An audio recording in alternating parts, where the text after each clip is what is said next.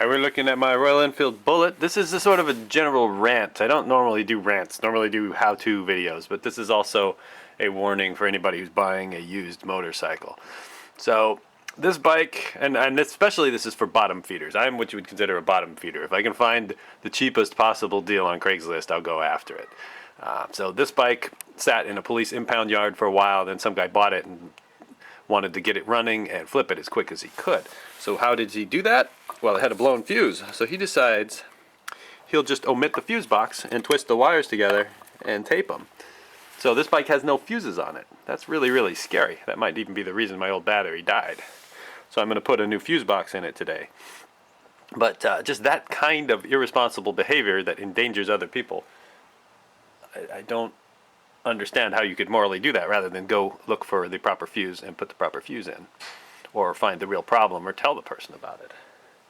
Over here, I replaced the taillight in that bike a while back because only the taillight bulb worked, but the brake light didn't go on when I hit the brakes. So I thought, well, it just needs a new bulb. So I got an LED bulb, I put it in, then I took the old bulb out, and I found wadded up aluminum foil in there. So rather than try to get it fixed right, this is another guy who was a bike flipper.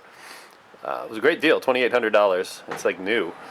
But he wadded up aluminum foil and stuffed it in the light hole to make the taillight work, thus making the brake light not work.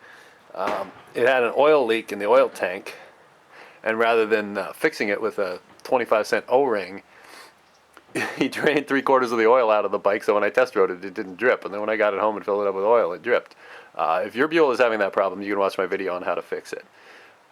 This one was a fantastic deal. $1,100 for a Honda XL 500R with an XR 500 motor with a Wiseco piston in it. So this thing goes like a rocket, but it only goes 7 miles, and then it dies, and you have to let it cool off and start over again. So that one, it's an electronic ignition problem. So I've replaced a bunch of the electronic ignition items. So I'm gonna take one more shot at that and make another video about that. But my point is, if you're selling something like a motorcycle that can kill somebody in an accident and there's something wrong with it, please tell the person what's wrong with it.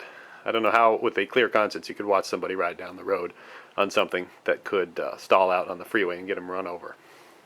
That's today's rant. You won't see many more rants from me, but I'm just a little frustrated today.